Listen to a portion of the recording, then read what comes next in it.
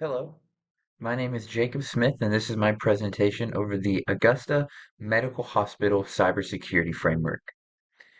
So, diving right in, the main priority here is aligning the Augusta Medical Hospital to the NIST Cybersecurity Framework. So, with the NIST Cybersecurity Framework, we want to hit five very crucial points. The first is identify. What we're identifying is we're identifying a major asset. What needs to be protected the most within the Augusta Medical Hospital, and with it being in healthcare, we want to protect the patient health information as it is at risk of being breached, which can create many issues not only for the hospital itself or the organization, but also the patients as well. The next step is we want to focus on protecting. We want to protect our assets. We want to protect what is vulnerable. And essentially, that means we're going to have to implement firewalls and VPNs, virtual private networks. And we're also going to have to implement the principle of least privilege. So these are geared to hardening our information system. We want to make it as difficult as possible for anyone who's trying to breach the system. We want to make it virtually impossible for them to breach it.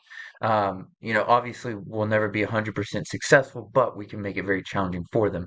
And then we also want to implement the principle of least privilege. So that is going to decrease the likelihood of the wrong people getting access to the wrong information.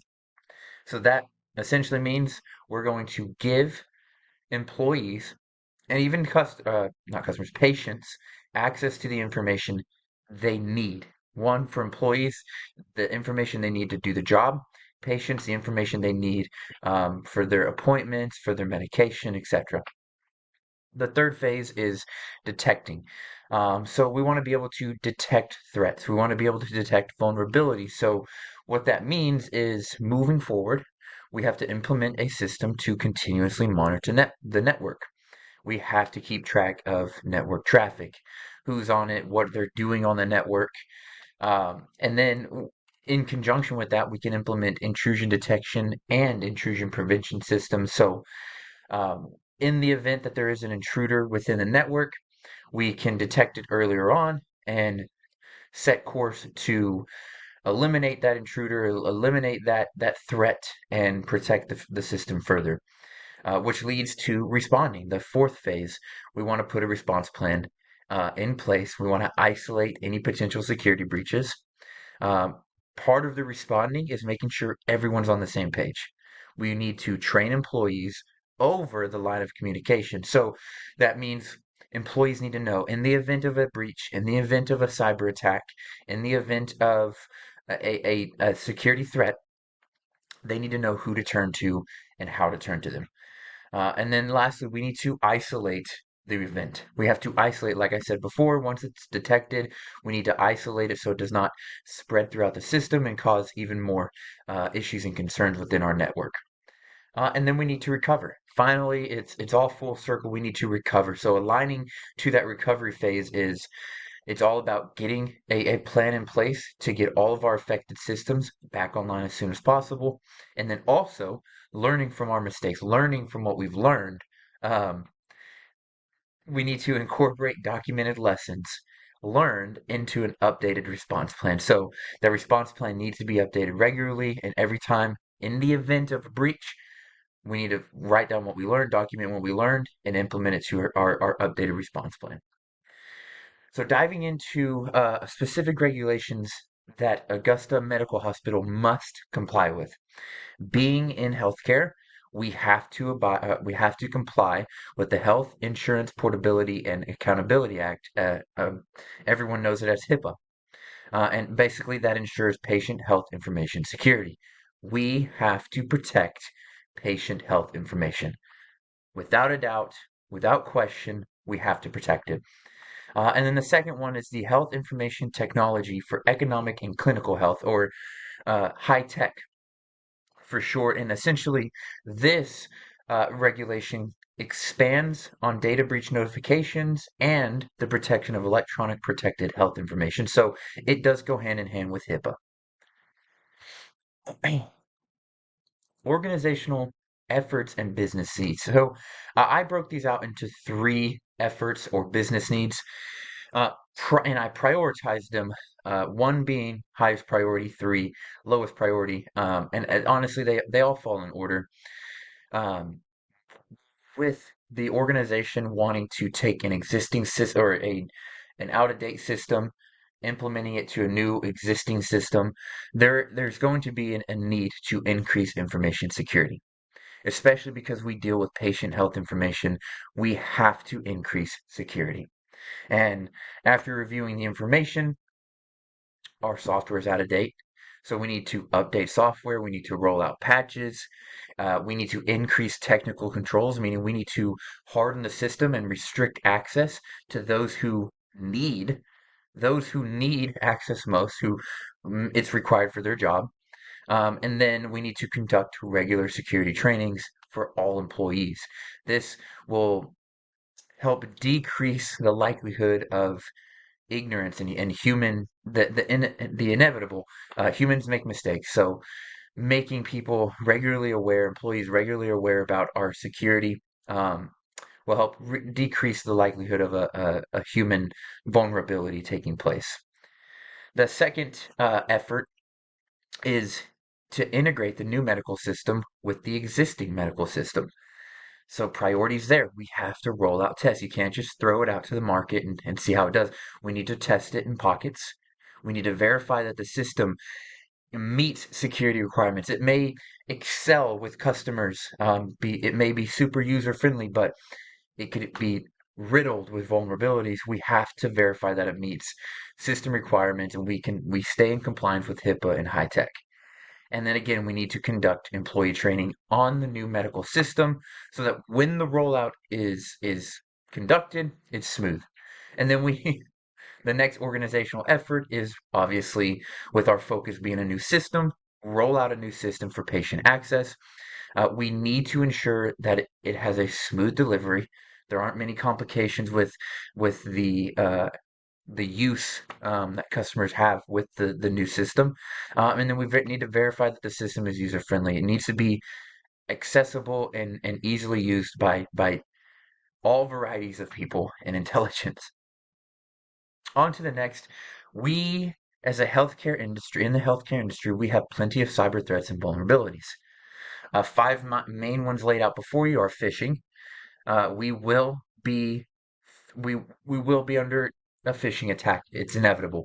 That will usually comes in the form of an email. Someone clicks on a malicious link, and they've made their way through the door.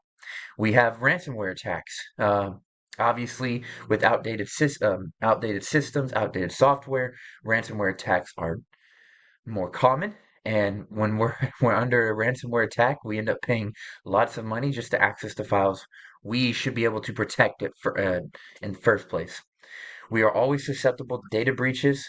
Um, that's ransomware attacks. That could be from insider threats, but it's essential information that is breached and authorized by or accessed by unauthorized users. Then we have insider threats. So that again can be human ignorance, someone mistakenly accessing information they shouldn't, disclosing information they shouldn't, or it can come from a terminated employee, someone that has some bad blood for our organization, and still has access to specific information. And then we have out-of-date software. This leads to our ransomware attacks that we've suffered from. Out-of-date software is a vulnerability that leaves us, it's a threat that leaves us vulnerable for plenty of attacks. So, how we can mitigate cyber threats and vulnerabilities is to prevent phishing attacks, we need to increase training. We need to make employees of all levels aware of what a phishing attack looks like and what to do in the event that they find or believe they are a target of one. We need to back up the network on a regular basis. This means we back up and we store information in the event that we have to secure and isolate any part of our network. We are able to restore that network back to the last time it was stored, backed up. Excuse me. We need to ensure that software is up to date by implementing patches. We may have to roll this out in waves. We may have to roll it out in downtime. Being a healthcare, being a hospital, we're open 24/7. We may have to do it by department to roll out patches to make sure our software is up to date and secure. And then we need to perform regular risk assessment. This will essentially keep us on our toes. And as we perform risk assessments, we can see where we're lacking, where we're excelling, and where we really need to focus our attention for information security. And then we need to implementing the principle of least privilege.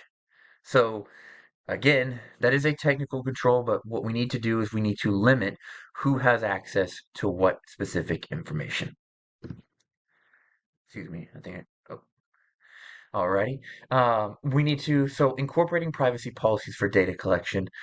Two main priorities here when we incorporate these policies is we have to be transparent when collecting data. Our patients must know what we're collecting and why. And then we only collect specified and essential information.